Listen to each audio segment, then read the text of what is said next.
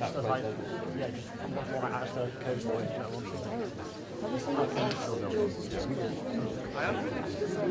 I walked along and I saw like smelling and Okay. Hello, everybody. Good afternoon, and thank you for joining us today in the cinema here in the Leeds School of Arts. My name is Marion Harrison, Senior Lecturer in Fine Art here at Leeds Beckett University, and I'm really delighted to welcome you all here to today's Inside Out talk, Getting Away with It, with artists, curator and filmmakers Iain Forsyth and Jane Pollard. Welcome to Leeds, Iain and Jane. Thank you. I do need to do a few bits of housekeeping before we start. We are not expecting a fire drill, so if you hear the fire alarm, it will be for real. You must leave the building by the nearest available exits, which are here, here, here. I've been on a plane. Here. And proceed to the assembly point, which is on the paved area to the back of the building near the Cafe Nero. And Dave and I are fire wardens and can assist with that.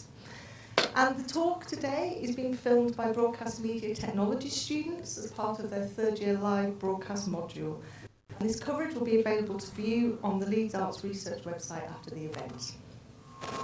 The Inside Out lecture series here aims to bring the best minds of our generation to support the work research students and staff do across the Leeds School of Arts here.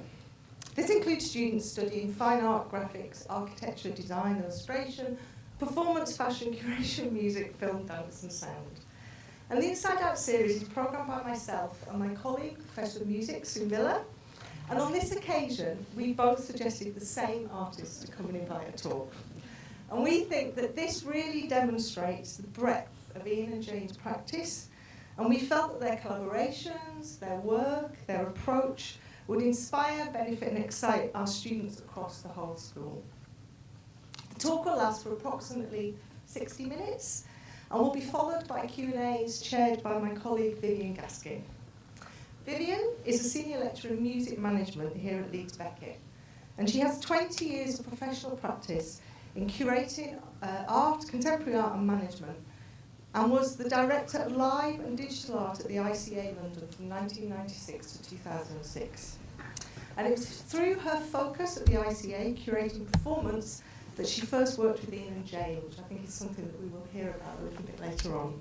So it gives me great pleasure to hand over to Viv to introduce Iain and Jane and welcome you all here.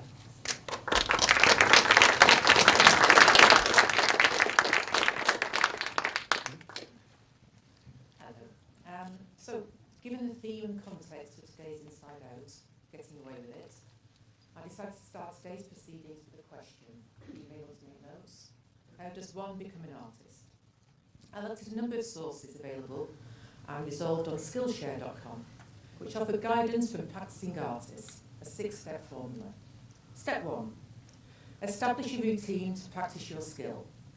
They say the difference between amateur and professional creatives is often the time spent on their craft. Step 2, choose your niche. To become proficient in one medium and build a reputation and a client base around it. Step 3, get advice from professionals. The professional artist is your inheritance. Step 4, explore your style.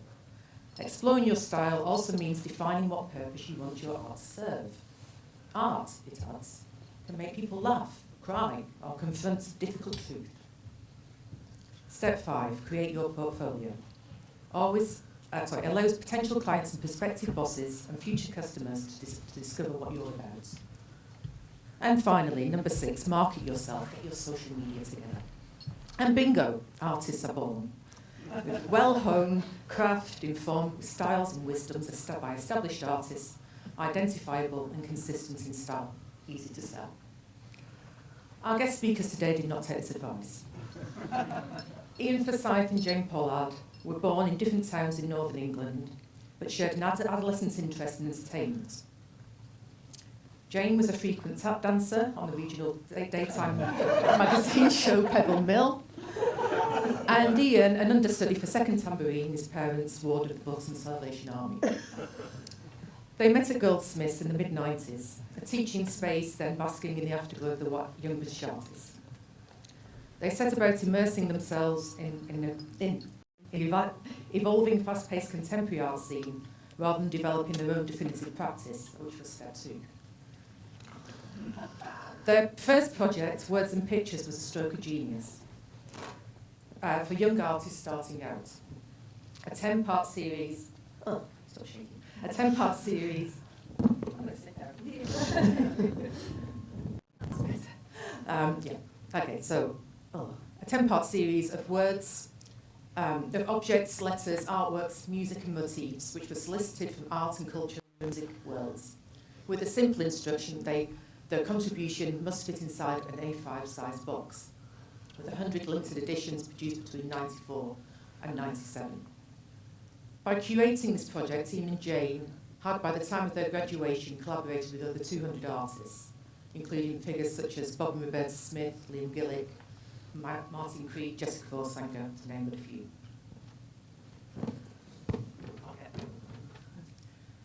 Words and Pictures set the pattern for their work over the next 30 years, that being of shared authorship and collaboration, not just with each other, but across a host of individuals from pop and film, comedy to psychology. Considering most other prominent partnerships in art, theirs is an externally focused practice, rather than reflective on biography. They want to play, and in many forms and guises. Theirs is not a style to be refined and repeated, but to evolve between cultures of art and entertainment. I first encountered Iain and Jane's work through a review in Freeze magazine in 1996.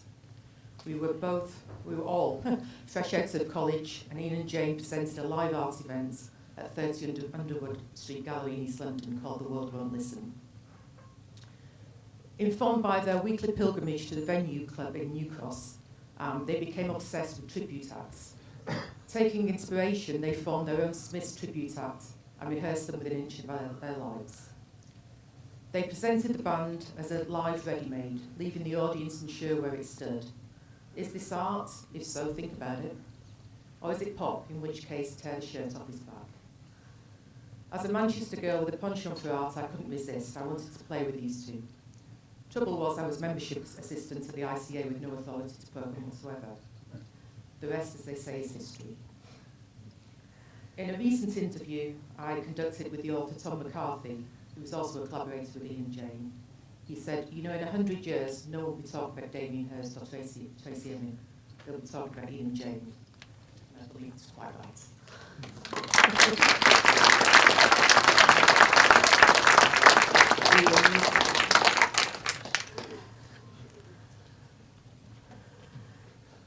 Thank you. That's more coherent than what we're about to do. Yeah. Good advice, though. I wish I'd listened. We are going to start with a little rattle through the last 25, 30 years of our practice for a reason that I hope will become apparent in a moment. So, live art, video, performance, film, I don't know what you would call that, public art, there you go, that's what you'd call that. Performances, installations, working with musicians, working with actors, with musicians, Gil Scott Heron, films, television, more television, live music films, and a bunch of other stuff. There you go, that's 25 years. Thanks. Yeah, and the reason we thought we'd just spin through that really quickly is we're not going to talk a lot about our work.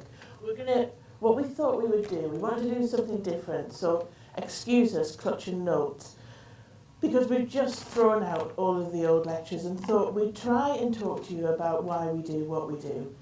And to do that, I kind of felt like we needed some form of structure. So we've picked 3 things that massively inspired us, and we'll chart those into our work a little. And then we've picked 3 people who changed our life. And we'll talk a bit about the kind of how we met them and what their impact was. We just thought it might be a more interesting journey through hearing an artist talk about their work. The first thing we want to do is just show you, we're in art college, everybody should be opening with a quote. Here we go.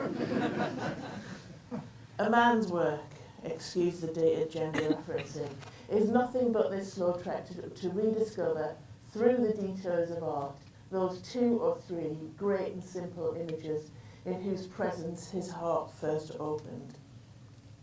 Isn't that why we all do this, or pursue something creative, for those fleeting, transformative moments where who you are, where you are, what shit's going on in your life does not matter anymore, because something about the thing in front of you has taken you somewhere else. It's escapist, it's cathartic, it speaks to you in some way, it makes you laugh. And I think if we almost inverse that quote, that's what we want to do. We want to make art that stands half a chance of doing that for somebody, of being that thing for somebody else. But we're going to talk about some of the things that have done it for us. And we're going to talk about some people as well. First one, Adam and the Ants. And this is the record sleeve for Kings of the Wild Frontier, which was an album that, long before we knew each other, as little kids growing up at opposite sides of the country, had an enormous impact on us.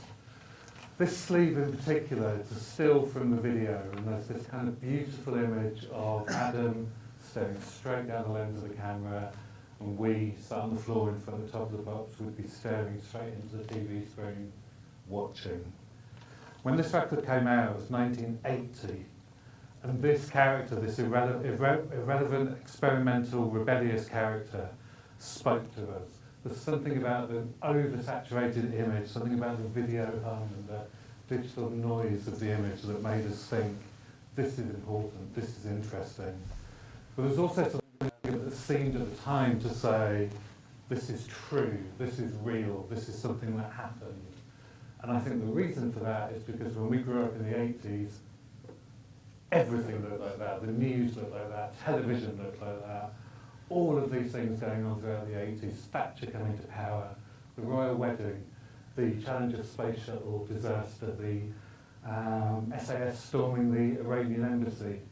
The awful, abhorrent government campaign about AIDS that should never have fucking happened, and it did. It's outrageous. The bombing of Margaret Thatcher at the Conservative Party conference in Brighton. What's going on there? That's the other famines and Live Aid. There we go. The Brixton riots, the Touchless riots, lots of riots. What's that? Oh, the Titanic was discovered. Falklands War, Lockerbie disaster, Channel 4 launched. All of these things, these huge moments in society and the world around us, for us were all happening through that little box in the corner of the living room, and they all had this video hum. Berlin Wall coming down, a lot of it. They felt like that was the real world. I guess we didn't know it then. We didn't know then that Adam and the Ants cover, that moment frozen in time, pixelated with kind of illuminated from behind, that it was going to in some way shape or reverberate across our whole practice, but it has, and we come back to it over and over again. Maybe it's because it gave us our first connection to reading the surface of something, and to in some way decoding what you're being told or what it is through the way it looks. And that just seems like the most fundamental thing for an artist to understand. You're trying to communicate something, and the way in which the person approaching it receives it, how they read it, how they come to it, is incredibly important. We also learned that it was completely malleable. Far from saying this is true, this is real, this happened, you can use this surface, you can create this surface, and you can warp it and turn it, and you can use it to your own ends. And we wanted to show you quickly the opening sequence to our feature film, 20,000 Days on Earth, because you'll see exactly the kind of magnitude that that inspiration this video home had on us.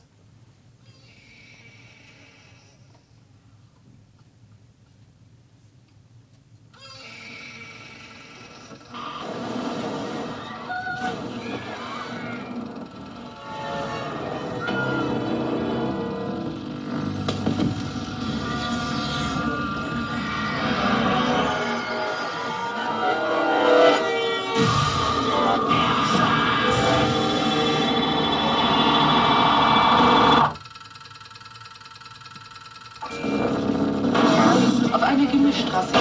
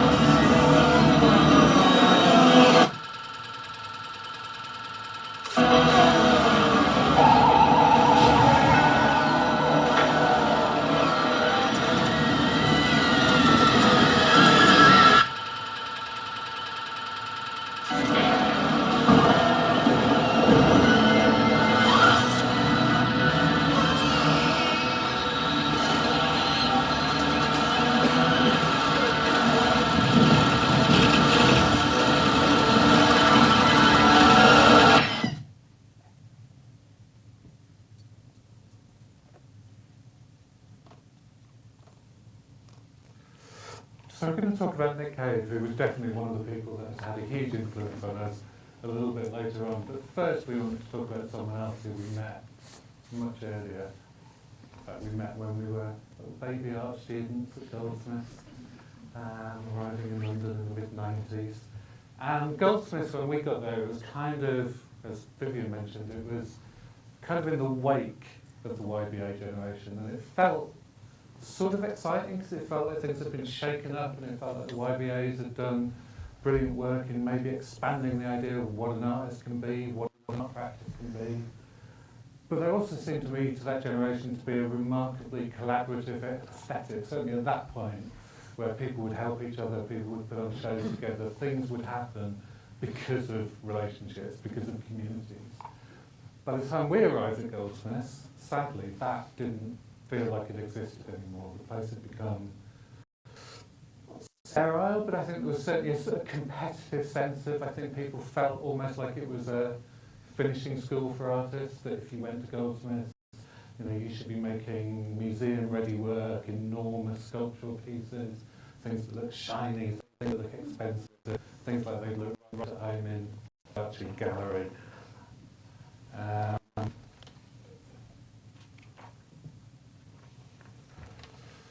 So we were sort of stuck with this very, very simple idea of an artist. You know, an artist was probably white, almost certainly male, almost certainly from a privileged background. And that sort of opportunity that the YBA generation had made for themselves felt like it wasn't there for us. It wasn't there within our community. So we wanted to find ways of kind of kicking some of those doors down ourselves. We heard about, you know, Joshua Constant, who was only a couple of years older than us, but was a graduate from the Courtauld. And Josh opened this place, Factual Nonsense, in Shoreditch. And this was long before Shoreditch became the kind of gentrified, hipster centre of the art world that I was going to say that it is now, but perhaps it was a few years ago. So we made our little pilgrimage to the East End, which was not somewhere that we'd ever really been. And it was a little rough and ready and a little scary, and we legged up from the tube station up to Charlotte Road, where Factual Nonsense was. And in this kind of very ordinary industrial street, there was this project space, and Joshua just brimming with ideas. You know, Viv knew Joshua and would, you know, be able to tell you what he was like. He was very, very fast-talking, very, very charismatic, very, very prone to bullshit, in all honesty. But it was a part of his charm. It was part of You know, for every single idea that Joshua realised, and there were some incredible ones, there was another 20 that he was talking about that he was going to realise. Sadly, he never did. Joshua died when he was 25. And I don't know how many of those ideas were even realistic. But his enthusiasm and his passion and his drive and his commitment inspired us as young art students, and we became friends, but we also kind of fell into being factual nonsense, sort of unofficial archivists. So every Saturday we'd go and meet Joshua in a little greasy spring cafe just around the corner from Factual Nonsense, and we'd put our little tape recorder on the table, Rick and chips, put it on, and he would just talk and talk and talk, and it was the best art school we could have had. It was absolutely amazing, utterly infectious. You believed that he could achieve what he kept telling us that he wanted to, which was to completely democratise art and to make art a part of absolute everyday life for all people. The ideas were always like about billboards or butchers' shops. They were radical and ambitious and often completely unrealistic. But his infectiousness and some of that ambition, I think, has seeped through us. And definitely losing him so early had a huge impact on us. And there's a bit of us that felt, well, maybe actually at his funeral, we made a kind of pact that we would carry some of that and let it live in the kind of thing that we would do. So often we'd be like, what would Joshua say to that? What would Joshua do with this? We only knew him for a few years, and we were at art school when we met him. We put ourselves out there, that bothering to go somewhere and not just be the quiet one that stands in the corner, but you go and say hello and I really like what you're doing, and then it snowballs into something more, and he started to get us involved. We had these conversations and we were archiving. He got us to write articles about him and for him. He taught us more than in those couple of years than I think I've ever learned since. He did some amazing projects. We want to show you a couple of them. There was the Fate Worse Than Death, which was a street party around the where the gallery was, and it had artists running all sorts of kind of crazy Village Fate-esque kind of stalls. It was exciting and boisterous and in your face. There was no sense of there was no money around, so there's no sense of it being kind of sponsored or shiny or an act of something. It was a genuine kind of a whole load of fun and an awful lot of alcohol. Including Damien Hirst and Anders Fairhurst as clowns. And then he did the Fate, and then he moved on to Hoxton Square and did the Hanging Picnic. And the Hanging Picnic was the first time our work had ever been shown. In fact, I think our degree show was still up when this went on. It was like a couple of weeks in it. So this was the first time we'd kind of being shown, and here we were in Hoxton Square. Everybody's out, it's kind of picnic. There's performances. Gavin Turk did this amazing kind of tribute to Lee Bowery and Minty that day. There were camera crews everywhere because LWT was making a sort of documentary about it. It was manic and mad, and that was the kind of creative world, the art world that we knew we wanted to be part of.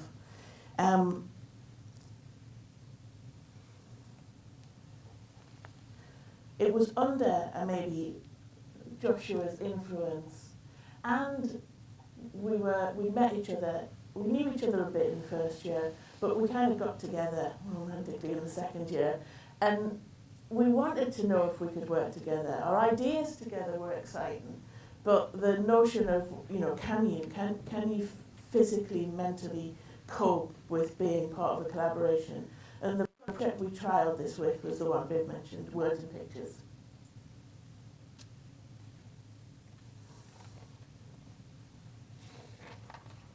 It was a object-based magazine.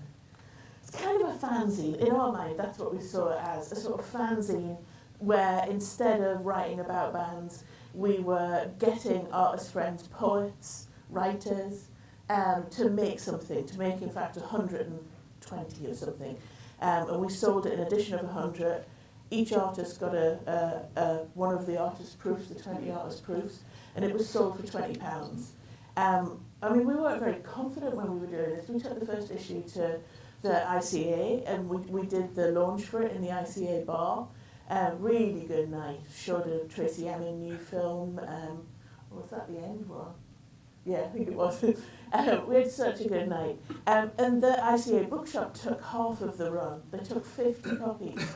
And suddenly are kind of like, wow, okay, really? This could work. So it was a way of us getting not just our work, but the work of our peers, and a whole lot of people we didn't know, because we used to advertise, do things like artist newsletter, into the bookshops, the spaces of museums. It was collected straight away by Yale, by Tate Library. It's really kind of an amazing thing to be able to offer a young artist, that you could have access to a way into the, all of these galleries. Organising this project together meant, all the logistics of it, all of the money it made went straight back into the next issue. And we got on great doing it. The launches were a whole lot of fun. We worked out we were quite good at putting on a party. And I think it was by issue 2 or 3, we made our very first joint piece of art. So quite quickly we decided that we could not only sort of collaborate in a sort of facilitation way, but that we could actually make work together as well. So when we began thinking about how we might work together as artists rather than as curators or publishers or whatever the hell our job here was, we began to talk about the kind of things that we were interested in and the kind of things that were influential to us. And I think a lot of the things that we connected over, a lot of the things that kind of created a bond between us, were much less related to the art world and perhaps more related to the music world. And particularly, I suppose, at the time there was a very active DIY culture in music of people recording albums very cheaply, people producing fanzines, people running club nights. Lots of activity that meant you could get very easily involved. There wasn't a high cost of entry. You didn't need expensive equipment or your trust fund in order to be able to participate in this community.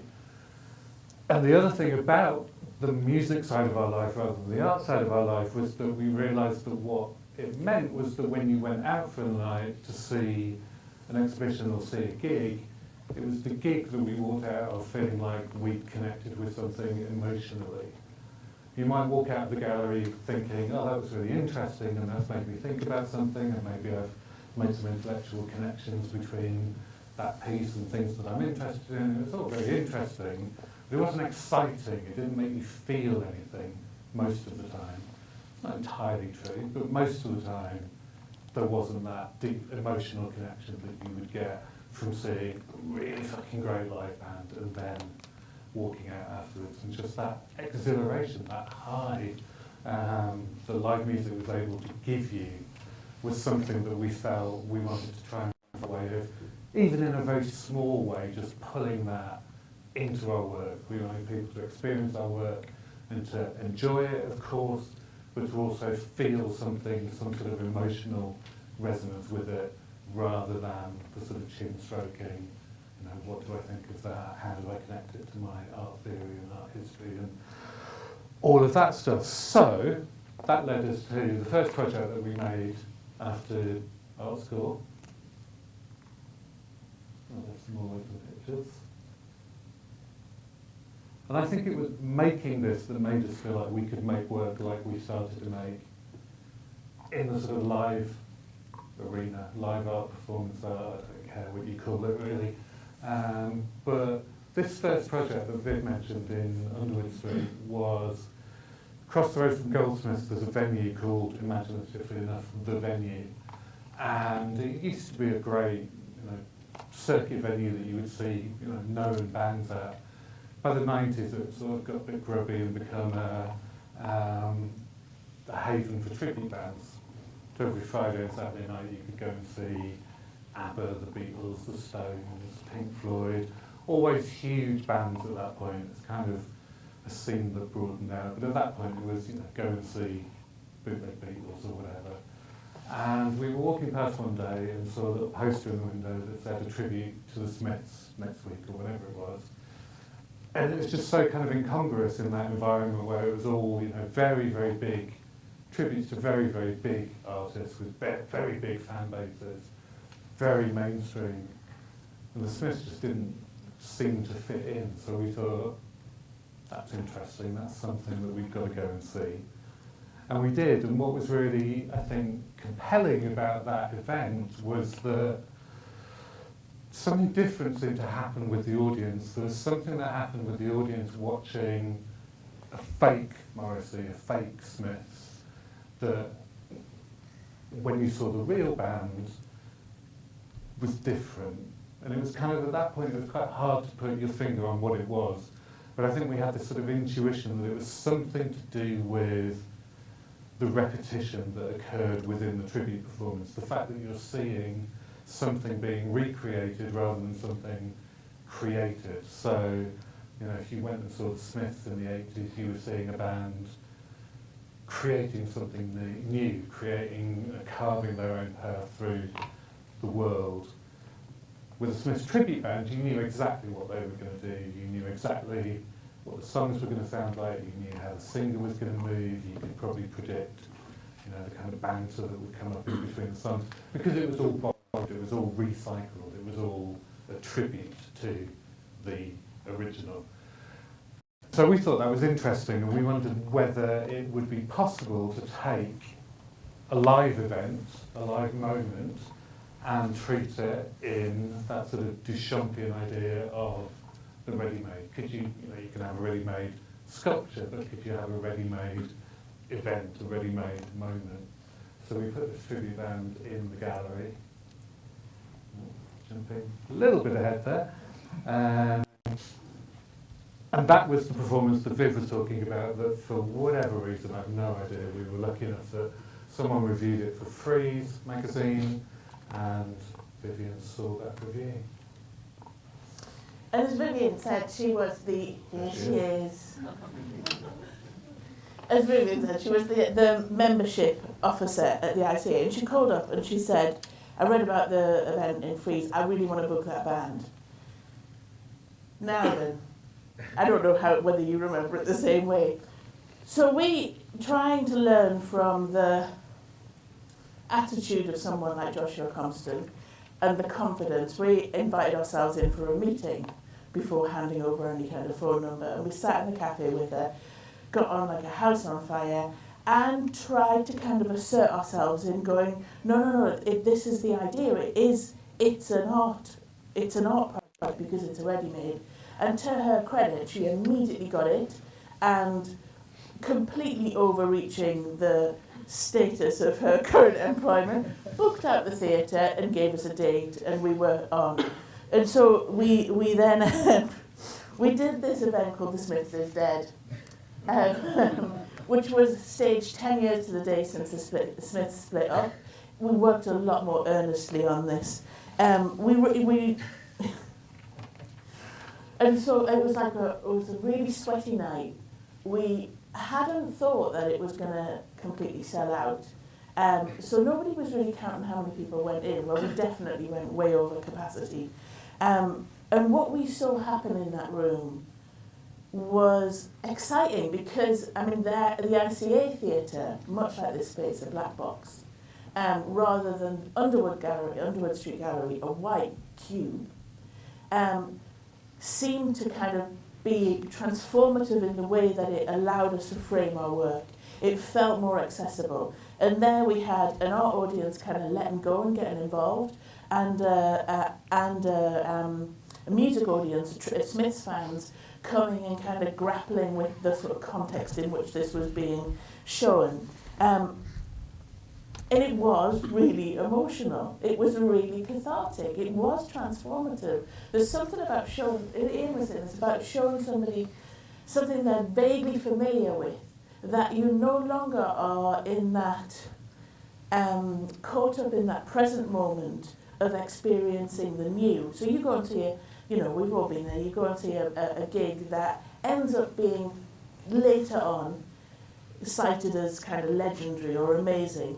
And when you think back to that night, really it was about how ill-fitting your shoes were, or how, yet again, you were stood behind the tallest man in the room, or for any one of those very real things that happens when you're in a new situation, and going through something for the first time.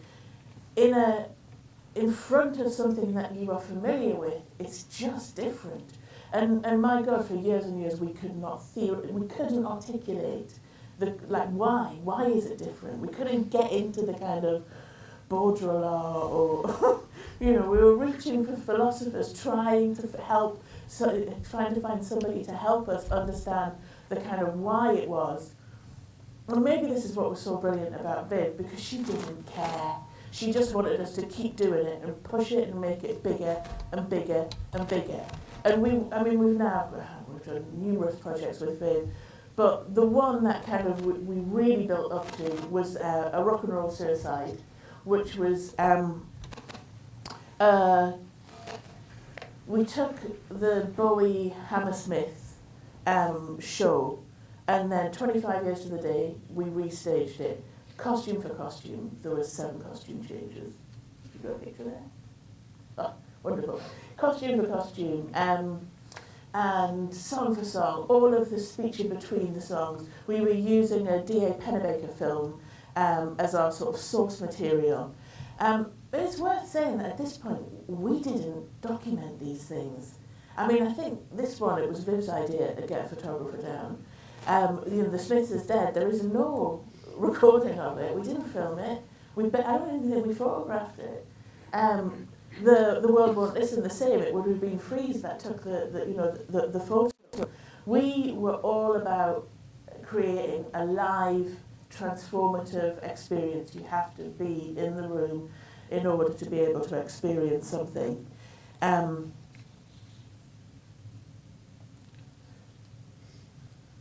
Sorry, all very new. Mm-hmm.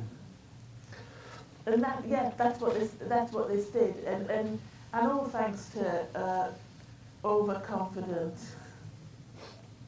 underqualified, ambitious person. And I guess what I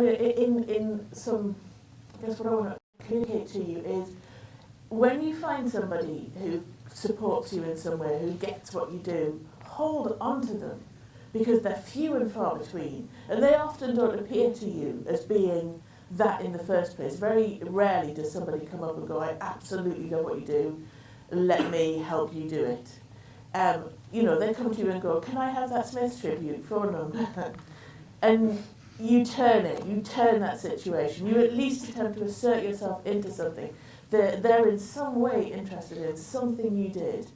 And maybe there's some common ground there. Maybe there's something you could play on with that. And we're almost, 30 years? Almost 30 years of working together. I think, talking about someone who sat in the room like a eulogy is a little bit weird, so I'm not going to wang on for too long about Viv, but I think the incredible gift that we received from Vivian was that, we met Joshua prior to this, and he'd been incredibly supportive in the sense of giving us advice, pushing us to do our own things, even in very practical ways. We put an exhibition on that we organised ourselves, and he gave us his mailing list so that we could write to people and invite them. This was in the days before you could send an email to 100 people and do it that way. Way before any data protection. But the thing that Vivian did was that she came on the journey with us. Joshua was behind us, pushing at our backs, going, oh, you can do it, it'll be fine. And that was important, but I think until we met Viv and began working on these projects at the ICA, nobody had really said to us, come on, we can do this together. come on, we've done this, what are we going to do next? How do we turn the dial? How do we push further? How do we build on what we're doing? And I think 4, 5, 6 projects in, we got to a rock and roll suicide. And it felt very much, certainly to us, I think, I suspect you felt the same, it felt like it was the culmination of something. It felt like that idea of taking a tribute band and sticking them in a gallery and just seeing what happened had been built on to the point where we were, I mean, this was a band that we auditioned, we put together, the costumes were remade by one of Bowie's original costume designers. You know, it was a project that took the best part of 18 months to put together, and, you know, with the greatest of respect to the ACA, didn't really make us any money. And, you know, without those trust funds, without that kind of private income or that backing that, you know, that starts you sweeping you up and putting money into your practice, it's very, very difficult when you leave art school to sustain a practice. We've been working all sorts of part-time jobs and even some full-time jobs here and there, just trying to make things work. So we kind of hit a point with a rock and roll suicide where we felt like we had to really address a very practical problem. And the practical problem was really quite simple, was that a project like this, 1 night, 2 nights on the coast of rock and roll suicide, and then it's gone, it's finished, it's over. There's not really anything you can put into an exhibition, there's not really anything you can show in a gallery, there's not really anything you can sell. The nature of the projects means you can't even really record them and sell that because you don't own them, you don't own the songs. So we had this very, very sort of tricky moment as artists where we had to sort of sit down and go, where do we take this? How do we think about what to do next? How can we take the excitement and the intimacy and the joy that we were feeling working in this kind of live arena, but find a way to make it a more bluntly sustainable practice? And like you do at those points where, well, like you should do at those points where you don't know the answer to something, you should crawl back to the things in which your heart first opened. You go back to the things that inspire you. When we went back to video art, we thought somehow video must be the answer. It wasn't like concert footage. We knew it was wrong to film these, but maybe somewhere in there we could find it. So here's our second, the second work that the second inspiration we want to share with you. It's Bruce Nauman's Good Boy, Bad Boy from 1985, and we got such a hit when we first saw it. It was just simultaneously funny, it's playful, it's bold, it grabs you. It seemed to kind of break rules. You knew the people you were watching were actors. Like it didn't have the kind of the Akonshi-like sort of true artist kind of video art. It just was doing something else. And this work and some others around it have just had an enormous effect on it. We want to show you a little clip of it. I live the good life. You live the good life. This is we work. live the good life. I play. This is the good life. We play. I have This work. is play. You I'm have having work. fun. We You're having have fun. work. We're having This fun. is work. This is fun. I play, you play, we play. This is play. I'm bored. I'm You're having bored. fun. You're having We're bored. fun. We're This is having fun. I'm this boring. is fun. You're boring. We're boring. I'm bored. Life is You're boring. bored. We're bored. This is boredom. It's just a piece we love. It's a piece that we go back to over and over again, and every time I see it, I feel like you take something different away from it. One of the things that we take away from it, I think every time we see it, is just a reminder of how useful a device repetition is. And it's a device that kind of works across so many mediums, and we were, you know, finding the same kind of ideas in a lot of the music we were listening to, a lot of drone music and Can and the Velvet Underground and lots of bands that were using repetition as part of their practice. And also we were big fans of going to see stand-up comedy, and a lot of comics were using that kind of device of repetition, going all the way back to someone like Andy Kaufman or Stuart Lee, who we saw a lot in the 90s. And this device felt like something that we could work with. So here's a couple of pictures of a piece we made called Walking Over a Country. Walking After a Country, sorry. And Walk Over, which are basically both repetitions, reenactments, whatever you want to call it, of pieces by Vito Conti. We remade them, kind of tweaking the script, kind of updating the language of it, but trying to keep very much the feel and the tone and the sort of points of reference, but with this slightly more kind of contemporary aesthetic and the kind of colour palette of, I mean, when we made this was very much the kind of colour palette of, you know, every kind of music video you would see on TV, when we still had music videos on TV in those days. Yeah, Echo Grandad.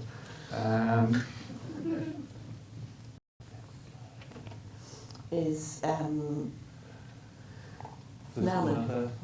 was another piece sort of riffing on that idea. So Bruce Nayman's Art Makeup, which is a piece in which he kind of applies a colour makeup over his entire body on 4 different screens. I think there's a red, a white, a blue, and a green, maybe. I'm not sure. But we made a version of that piece working with a Kiss tribute band, so not completely letting go of the past. But here's a Kiss tribute band applying their makeup just before a show. And suddenly we had something that could be shown in a gallery, something that persisted for more than one night. You've got Dan Gray as well. And then this was a project that sort of enabled us to kind of begin to combine some of those ideas, which is a piece based on a Dan Graham performance called Performer Audience Mirror, which we remade with the comedian Iain Lee, but we staged it as a live performance with a live audience, and that was filmed to create the piece, so it sort of felt like we were beginning to find ways to bring our interests together. And maybe it was through that and through looking at where live did work that we began to find the answer to how do we continue that desire to make immersive, moving, enthralling live work. And we were watching a lot of music videos and concert films, and the kind of 10 camera angles everywhere, close up, you know, doesn't do it. It doesn't do it because as an audience member, you cannot be in all those 10 places at once. And maybe it's not a game that you're being put there. In fact, the video that we ended up working with was, it had a somewhat legendary status for years when we were at art school. It's a video of an American band called The Cramps playing at a mental institute in California in 1978. Everybody was like, have you got it? Has anybody got it? We managed to get it off eBay. And what we loved about it is it's a single camera. It was one of the early Sony Portapack cameras, which were massive, barely able to be operated by one person, with a big viewfinder. And there's something about the way that the operator uses it is their eye is in here, so they're never seeing the actual scene. They're only finding things through the viewfinder. So you find this thing of overshooting and coming back all the time. The zoom's a bit clunky. There's just things about it that remind you of being in. It aligns with the experience of standing in a gig in a crowd, where you suddenly focus on the drummer, or you go across over here. That singular thing. So we decided to reenact the videotape, not just the event, but also the actual tape. We've got a bit to, I'll talk first. So we staged the event. Where else? There was no audience for this event. Viv got us back into the ICA, and we staged this event in the ICA to a closed theatre. We invited, the audience came from 3 mental health charities who we'd kind of developed the piece with, and in doing kind of consulting sessions, talked about, kind of found our way around the sort of ethical parameters and moral parameters of it. And then we put together a band made up of other bands and staged it. But then we thought that we'd be able to use digital technology to make it look like the original tape. And we tried, and maybe today it will be a lot easier. We just couldn't do it. Everything looked fake. You know, going back to the reading that surface of an image, reading those kind of the pixels or the light, it just didn't work. So we bought about 4 VHS players and we duped them. We just duped this thing back and forwards, and then we put it on a TV screen, which was how it was turned from NTSC, American format, to PAL. So you see the edges of the TV screen. And then we pulled the tape out and messed it up a bit and then wound it back in and reduped it, so that we eventually got this kind of a piece that had certainly the spirit of the original piece. And we're going to show you a little bit of it now.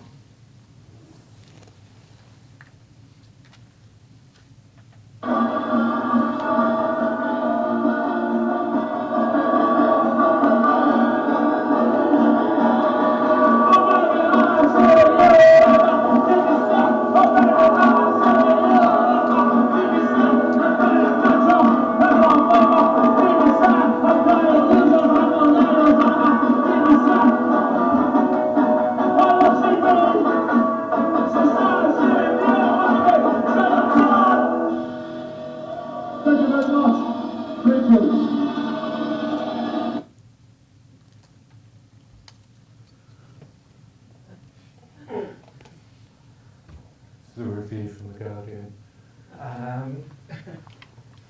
I don't think we really realised that there was anything particularly controversial in what we were doing, because we had,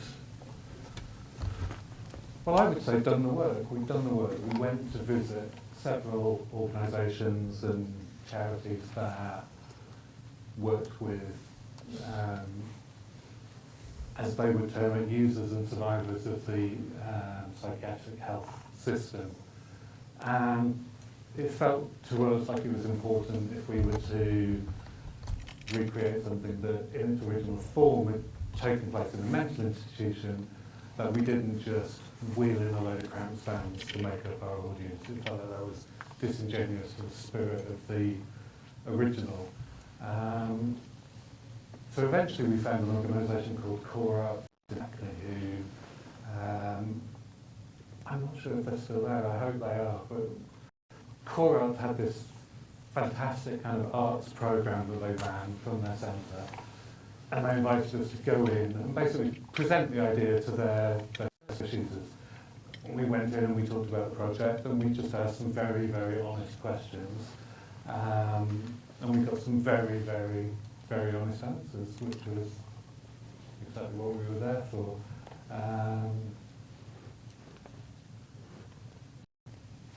And I remember part of that negotiation was that because there was no public event really associated with it, they said, well, if you let our bands play at an event, so we went back to Viv, and Viv did the first ever screening of it, and then we had bands playing. So we had some of the bands from the original, like from our Cramps tribute, and then we also had some of the bands from Core Arts. It was amazing. It was a good night. Yeah, and it was, I think what was informative, what kind of began to feed into our practice going forward from here, was the idea that projects like this could be a kind of a negotiation. There could be a way of kind of mutually benefiting both us as artists, but also some of the people we were working with. I mean, one of the things people at Core Arts who were in various bands together said to us was, we're never going to get a gig at the ICA.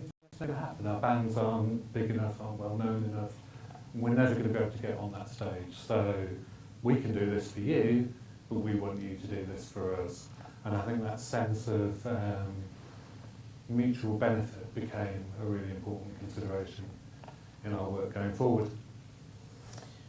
So the final influential work we've chosen, and maybe the one that's most relevant to the work that we're making now, is Samuel Beckett, and in particular Krapp's Last Tape, a play. We come back to this work all the time, and not just the what of it, just the idea of it.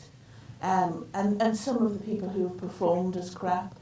In it, it's a play with a man named Krapp, and he sits at this cluttered desk on his 69th birthday, and he listens to tape recordings of himself from decades earlier, and then he talks to himself, and has this kind of strange back and forth with the recordings.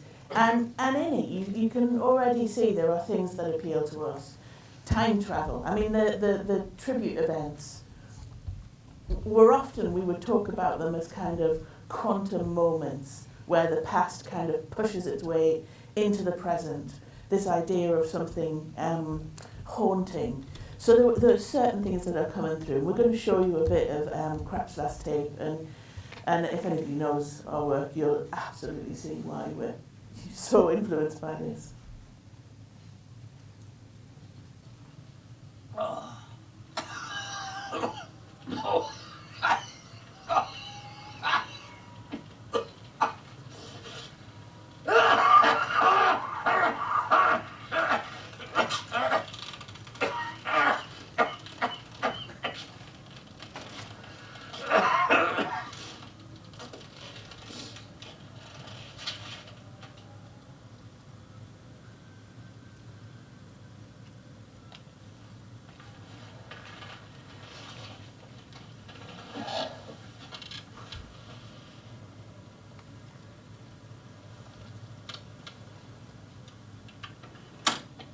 Back on the year that is gone, with what I hope is perhaps a glint of the old eye to come.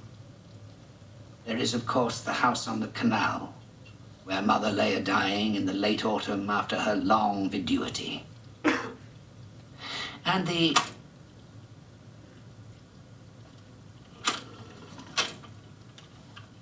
a-dying in the late autumn after her long viduity.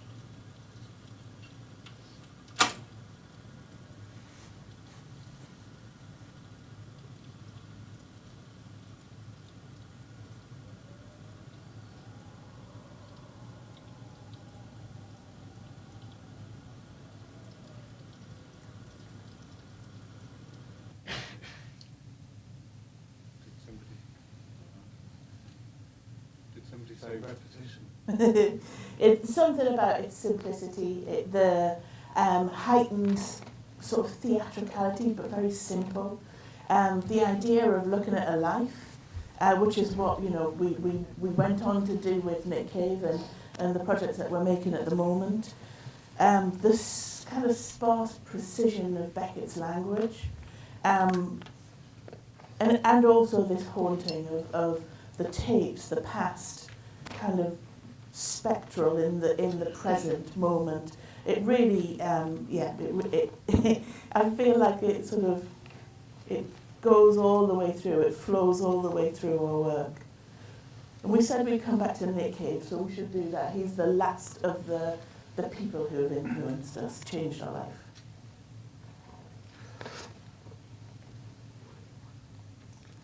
So this is the film we made with Nick Cave about 10 years ago, maybe not quite that, called 20,000 Days on Earth. And Nick was someone that I think we were able to work with like this and make a film like this, and we'll show you the clip in a minute, because of the relationship that we already had. We've been working together on various bits and pieces over quite a few years. Nick was the first person to ask us if we could make a music video, and I think our answer was something like, to know, but if you're up for it, let's try and find out. So we gave it a go, and this is Nick making video for Big Lazarus Dick.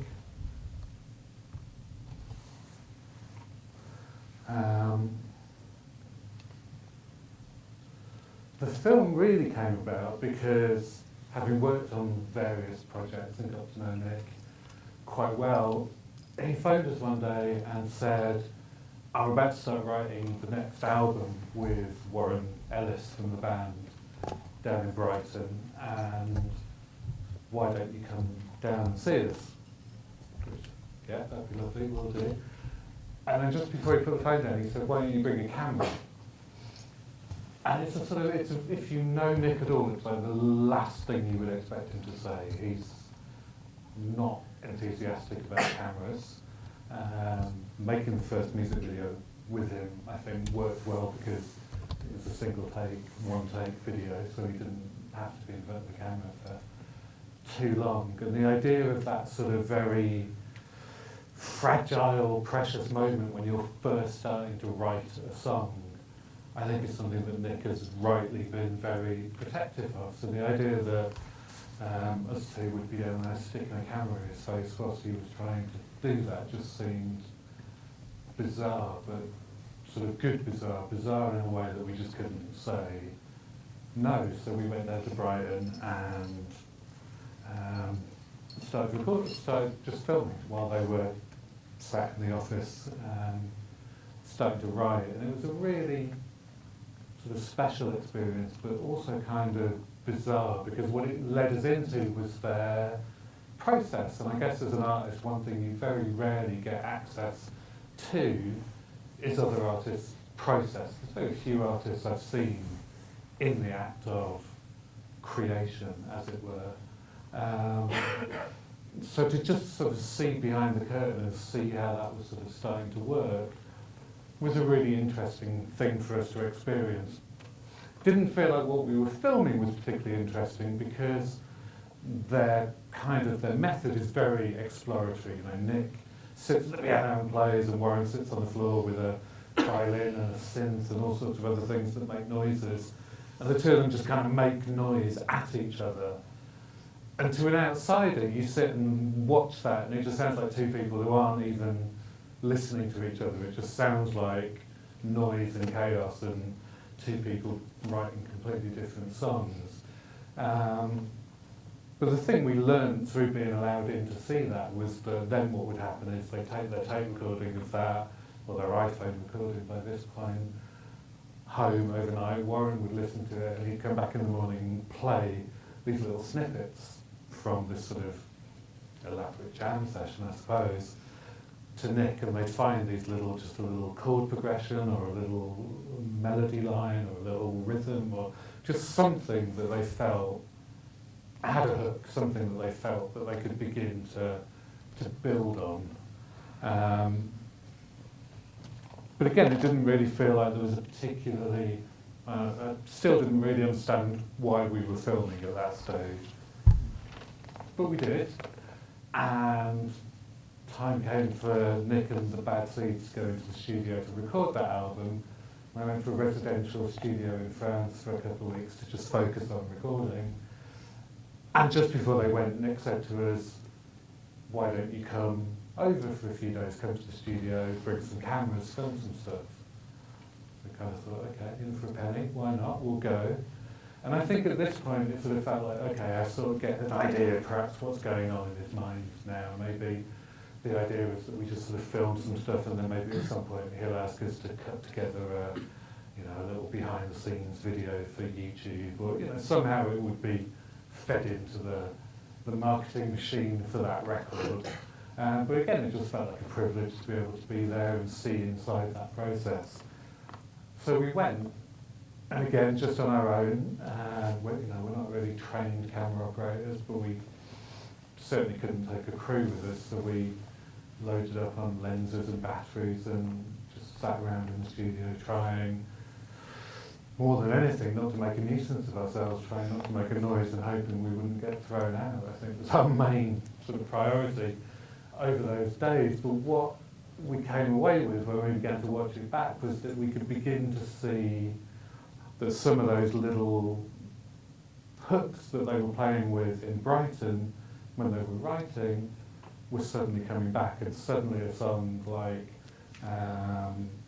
Jubilee Street on this album, which was Push the Sky Away, there was a little melody that Nick had just sort of played over again in different keys and messed around with in Brighton, and suddenly it was the kind of centrepiece of this entire song that became one of the sort of lead tracks from that album.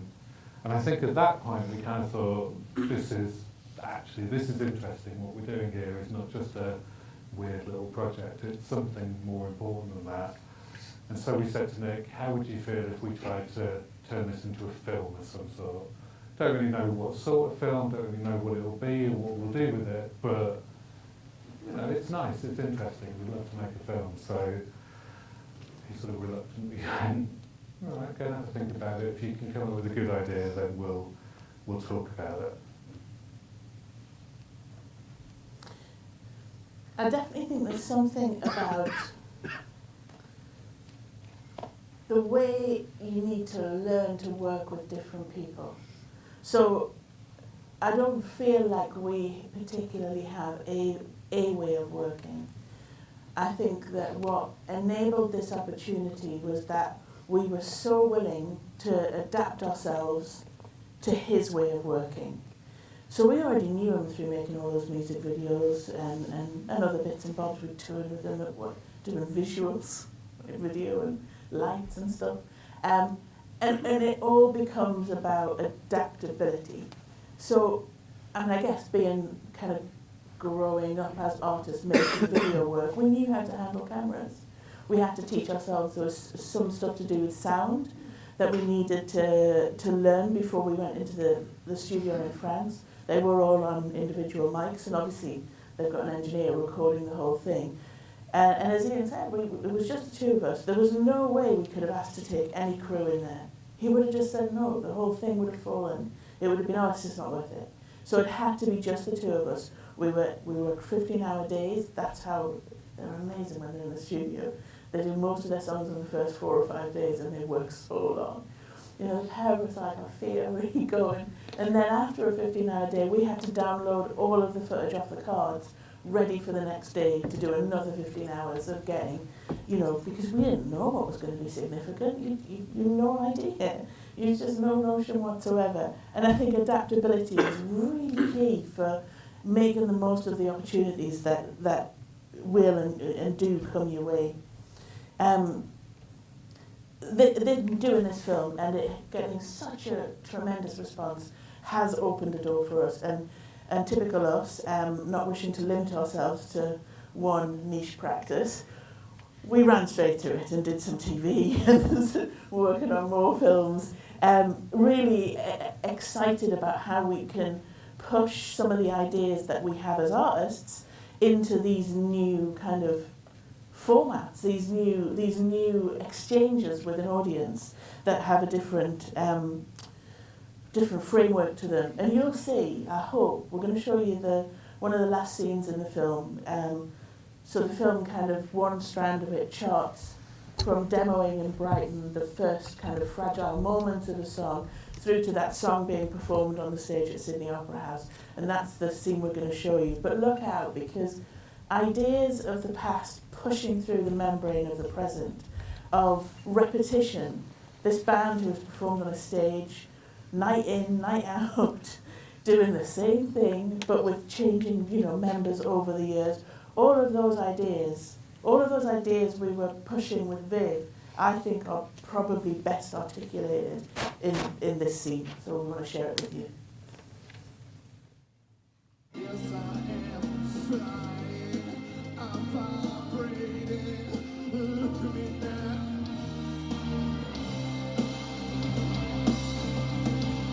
Yeah.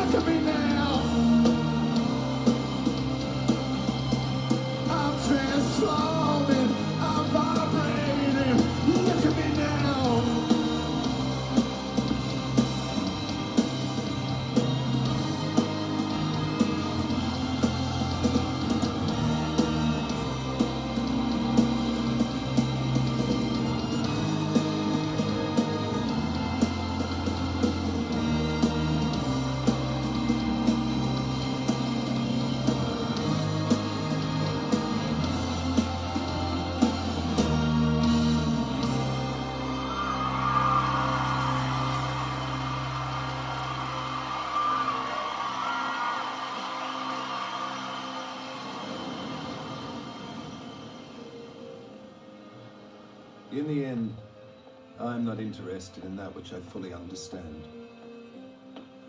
The words I have written over the years are just a veneer.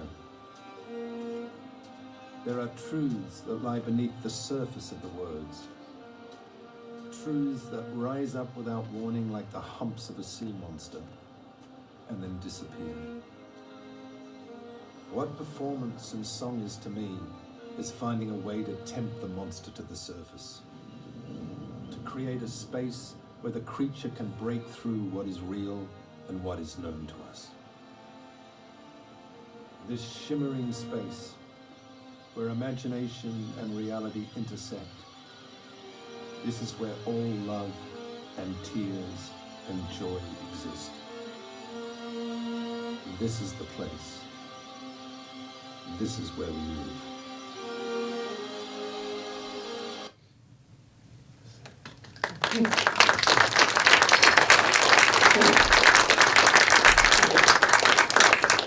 So, that's some of the people, some of the things that have inspired us, that have influenced us. They're the things that have shaped us. And I hope by talking about those rather than just rattling through a lot of slides of our work, we've given you a slightly better idea of who we are and what we're interested in. I think the advice from Vid's skill set website, find a thing, stick to it, develop it. As an artist, you should have your thing. That was very much the conventional wisdom of Goldsmiths when we were at art school, that you should find your thing and stick to it, build your brand, all the rest of it. And I think that works incredibly well for some people, and if it works for you, then for God's sake, stick with it. But I think for us, I think we're just too restless, too impatient maybe, I think. You know, there's a big, beautiful world out there full of incredible things, and I want to try them all and find them all and explore new things. And it's not necessarily the greatest commercial decision, shall we say, for a career, but it shows how it makes for a far more interesting life. We are going to finish by talking very briefly about our most recent project, which was an exhibition we curated at Somerset House. We're not really doing curating. I mean, we did 1996, we created a show just out of college, and we did the Words and Pictures thing, but then in between that, up to last year, we've not really thought of ourselves in that way. But what excited us about this was the chance to bring together a load of the things that have been like fundamentally influential on the creative people that we respect over the last 50 years. Bizarrely, because the show was meant to happen before the pandemic and it got cancelled and then it came back. A couple of days after it opened, I turned 50, and a couple of days after it closed, Iain turned 50. And it is a show about the last 50 years, told in 3 parts. Using the language of funfair, of carnival, trying to make something that's more immersive, maybe trying to impose upon it the structure of film or storytelling in some way. So it's in 3 acts. The first act is Monster, which tells the story of the 80s.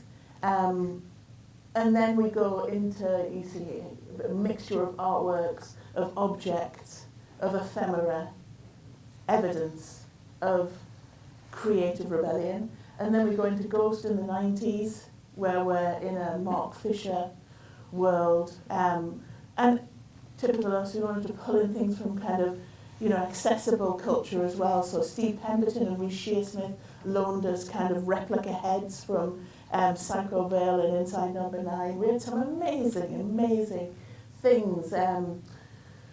Nick Rogue's wife loaned us some books and Polaroids from his, that she still had left from his personal collection. Really kind of just tried to stretch out. Right at the middle of the exhibition, we showed a piece that has, and we could have easily picked this as the 4th most influential thing on us, Ghost Watch, a piece that was made and screened in '91 for BBC, that pretended to be a live paranormal program with Michael Parkinson fronting it. Ask anybody our age if they watched it, and if they did, then it has had such a massive effect because it was so frightening. Little notion of how to kind of decode or read the image, it just felt so real. So ghost watching there, and then we finally come to the sort of post-financial crash up to now in a section called Witch, with some amazing work, reaching back to the 70s to look at artists like Penny Slinger, who have kind of began then in the monster era, but are still just as relevant today. And also the work of some newer artists like Serena Corder's phenomenal ceramics. We also loaned things from The Wicker Man and from some more recent, there's a real surgence of films like She Will, a recent horror film, and Ben Wheatley's kind of Kill List and stuff that we also had in the show.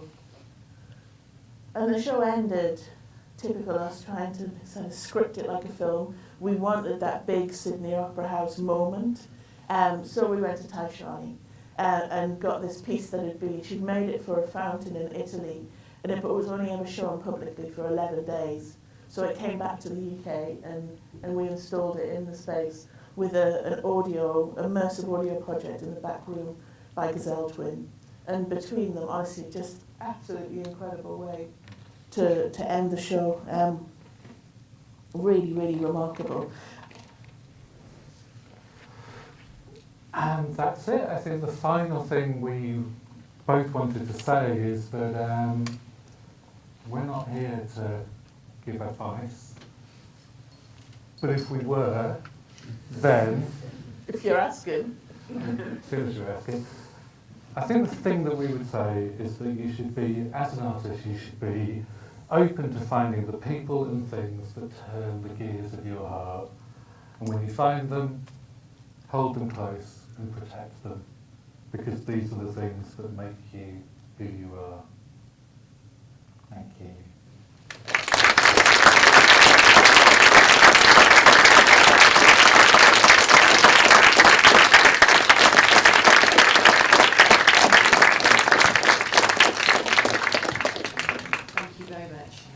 Only 43,000 people saw that show.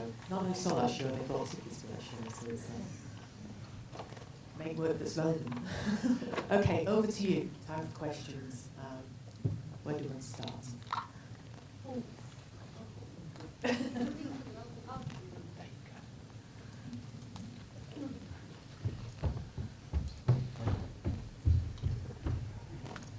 Thank you. Hello. I actually went to see the horror show when I went to London.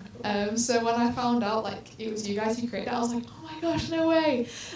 So I wanted to ask, why did you go the horror direction to kind of view the last 50 years rather than going in any other direction with it and choosing stuff like monster and witch and ghost and stuff like that? It's a very good question. Yeah, I think it was a storytelling device. It was a way, I think as humans, we're sort of predisposed to respond to stories. We like stories, we like being told things, and we like things that have the shape of stories, films, television, books. They all have a sort of narrative shape that is, that the human brain is very receptive to. So this was the sort of narrative framework that worked for curating the show. And I think the sort of horror twist on things, it was kind of a way of framing the idea of art making, creative activity being a reaction to something.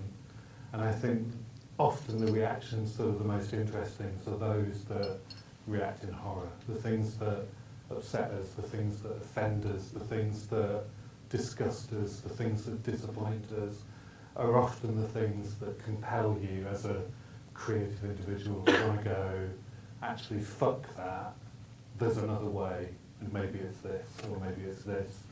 And I think most of the people in the show are really compelling examples of people that have looked at the world around them and gone, fuck this, there's a better way.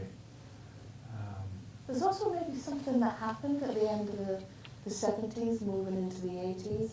And we first talked about it with our co-curator, Claire, and it's like the monsters. It is exactly that thing of they no longer exist in the movies in a kind of fantasy space. Suddenly the most horrific stuff is the stuff that's happening in real life. It's the stuff that's happening socially and politically. And we're going through it again. You could almost pinpoint that 70s into 80s moment right onto now. And now is exactly the time to rise up and rebel.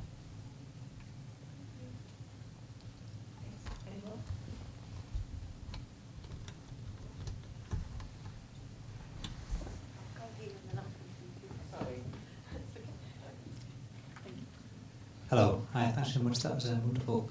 20,000 Days on Earth, one of my favourite scenes in that film is when Nick talks about songwriting. He said, if you want to know how to write a song, it's all about counterpoint. And then it's fascinating to see that so much of your work has all been about counterpoint, right from the very early days. And alongside that in the film, there's lots of themes of nostalgia and hauntology that you've been talking about today. So I wonder how much, when you were devising the film, how much it was devised alongside with Nick, or how much away from him, and how much it was based on those themes of hauntology and counterpoint, and whether they were the key drivers for the film, or whether it actually was, the key driver was how do we show his life through a different lens. Makes sense. I wish you could see how simply the film was devised. It was a set of postcards on Nick's dining table where we said, we think we know that the film has two journeys and they run in parallel. One is the idea, the song, the art, so from demo all the way through, which meant we had to film the rehearsals for the tour. We would then film different shows on tour. So we were telling that story. And then the other one, we found in a notebook, in the songwriting notebook for Push the Skyway. He let us kind of take that away so we could read all his other notes and stuff. And we found this calculation where he was trying to work out how many days he'd been alive, and then it just said call Rachel, and then underneath it had the 20,000 days on Earth, and Rachel's up here. And we were just so kind of, oh my God, that's amazing. So we decided to take that. It felt like it somehow suggested that sense that this is not a music film, it's something bigger. It's about creativity, or about what you choose to do with your time on Earth. And that, at that time, he hadn't made films. He hadn't made any, films. So this really worked. So we had those the postcards, these two sides. We sort of named what each scene was. There was the nebulous middle scene that was about 10 things before it was lunch at Warren's. That was done in pickups. We just couldn't quite work out what the middle of the day was. But we knew everything else. We had everything else sort of vaguely mapped out, and we knew that the premise of a scene where Nick's in it and speaking, it was improvised. So the people he's speaking to might know that are guiding it, but he's not. We don't script him at any point, and we just overshoot. It worked out good. I think it worked out. And he trusted us. I guess because we already knew it. That after filming, every day before we filmed, every block of filming, he phones up the night before. He's done this for every film, every music video we've ever made, and he says, "Do you think it's a good idea?" 13 hours before, and you have a bit of a discussion about it. But then once he's kind of in it, he just throws himself into it, and you just get amazing results, good moments. But they're like to get the archive scene. That's over a day's worth. The psychoanalyst was 2 days of filming, 10 hours we got from that, just to kind of find the bits. It's a very different sort of process of working. It's one we're continuing to use with the people we're working with, now. I think those kind of ideas, the kind of hauntology and sort of thoughts like that, are things that certainly were never overtly talked about in the process of developing or making a film like that. But I think they're ideas that kind of just become part of your thought process, I think. It would have been very strange to sit down with Nick and talk about things like that, but I think you just have a sort of instinctive feeling of which approaches, which strategies are going to get. Oh, I remember the point at which you decided to back up and leave us. We asked them to give us, was it 15 weeks in the edit before he watched anything. We wanted to try and get a full cut, full thing, you know, even if it was a bit long and a bit baggy, that we would have something that we could go, this is what we want to do. And the point where he agreed to that was when we cut like a trailer, a teaser. We use scenes, I mean, you know, not being seen, you don't share them publicly. They're cut from other people's films, and you do a kind of self-voiceover to them. And we've been lucky enough to see one that John Glazer did for Under the Skin, same producer. And we then made one of these, and when Nick saw that, he was just like, oh, I get it, yeah. It was the same thing that goes to financing as well. Taking that into Film 4, we're like, oh, okay, yeah. Because otherwise it's a really hard film to describe before you make it, yeah.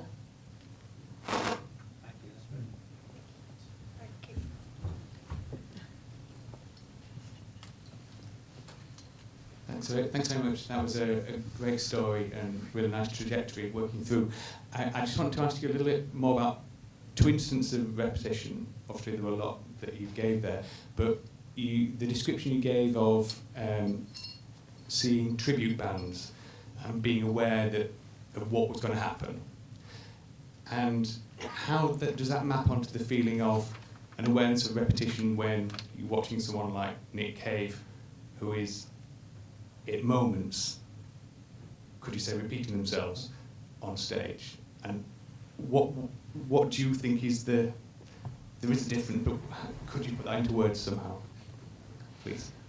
I wish I could. Yeah, I can tell you who can. There's a book called Liveness by Philip Auslander, and it talks exactly about the paradox of authenticity in rock performance, that you know fine well as a kind of receiver, as a fan of a rock band, that they are doing that thing day in, day out. These are rehearsed moves.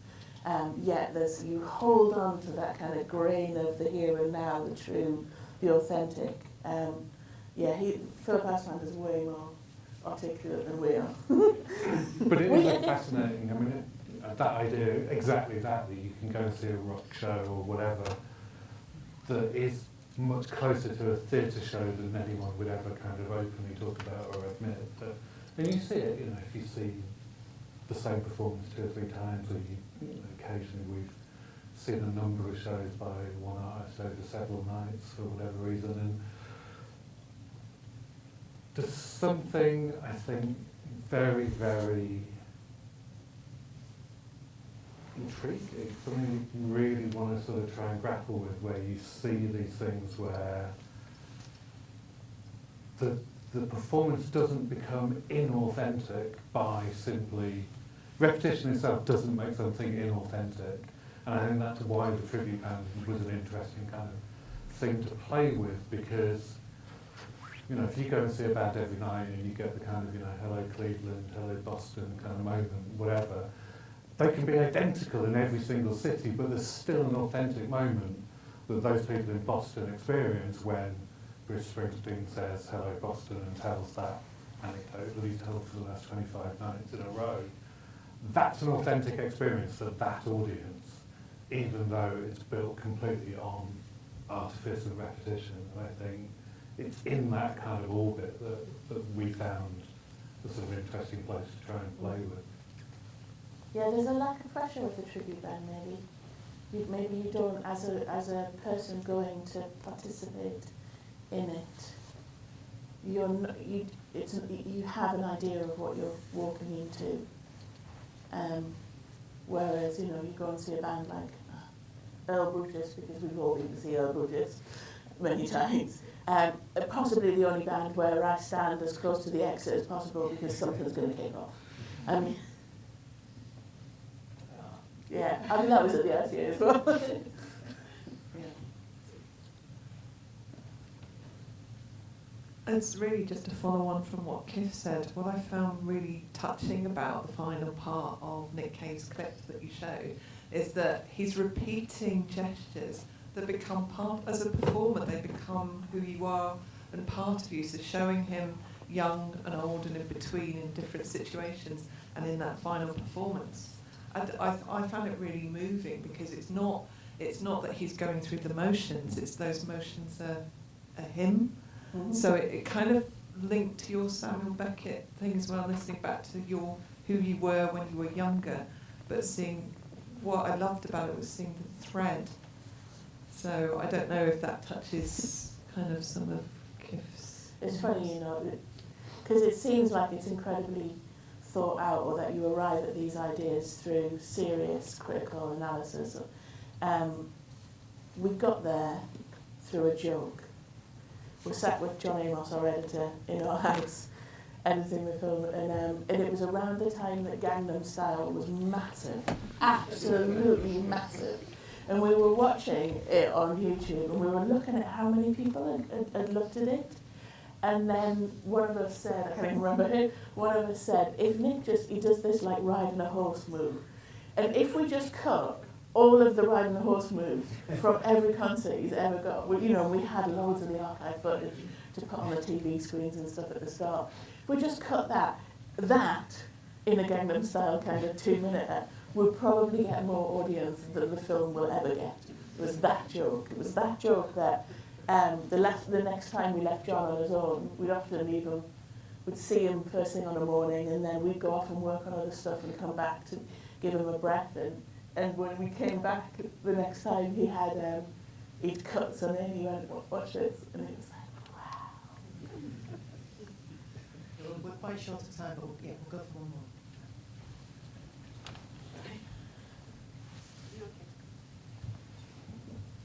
Come on, old woman. You go. Not like rock and roll.